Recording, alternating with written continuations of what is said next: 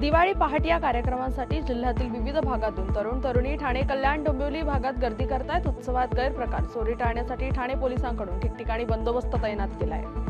मध्य रेल्वेच्या मुंबई विभागाने विविध अभियांत्रिकी आणि देखभालीची कामे करण्यासाठी विद्याविहार ठाणे स्थानकांच्या दरम्यान 5व्या आणि 6व्या मार्गावर रविवारी मेगा ब्लॉक घेण्याचा निर्णय घेतलाय। बीड येथे ओबीसींच्या महाएल्गार सभेत मंत्री छगन भुजबळ यांनी जरांगे पाटील यांचा दरिंदे पाटील असा उल्लेख करत मोठी टीका केली आहे। त्यावर नंतर जरांगे पाटील यांनीही प्रत्युत्तर दिलंय। राज्यातून मोसमी पावसाने माघार घेतल्यानंतर तापमानात वाढ झाली। अनेक भागात 34 ते 36 अंशांदरम्यान तापमानाची नोंद झाली आहे। आज बीडमध्ये ओबीसी नेत्यांची महाएल्गार सभा पार पडली। या सभेमध्ये बोलताना भुजबळ यांनी विजय वडेट्टीवार यांच्यावर मोठा आरोप केलाय। वडेट्टीवार यांचा मराठा समाजाच्या ओबीसी मधून आरक्षणाला पाठिंबा असल्याचा दावा त्यांनी केलाय। राज्य शासनाने भाडेतत्वावर घरे या योजनेअंतर्गत मुंबई महानगर प्रदेश विकास प्राधिकरणाकडे उपलब्ध असलेली घरे मीरा भायंदर महानगरपालिकेला देण्यास मंजुरी दिली आहे।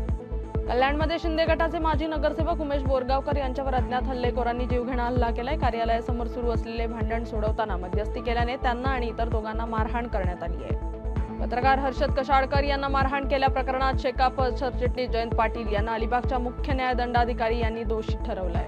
गायक राहुल देशपांडे यांच्या दिवाळी पहाट मैफिलीला रसिकांची उत्स्फूर्त दाद मिळाली आहे। 4,500हून अधिक रसिक श्रोत्यांनी उपस्थिती लावली होती। आणि पाकिस्तानच्या लष्कराने पख्तिका प्रांतात केलेल्या कथित हवाई हल्ल्यात अफगाणिस्तानच्या 3 स्थानिक क्रिकेटपटूंचा मृत्यू झाल्यानंतर अफगाणिस्तान क्रिकेट मंडळाने पाकिस्तान आणि श्रीलंकेसह होणाऱ्या आगामी तिरंगी T20 मालिकेतून माघार घेण्याचा निर्णय जाहीर केलाय।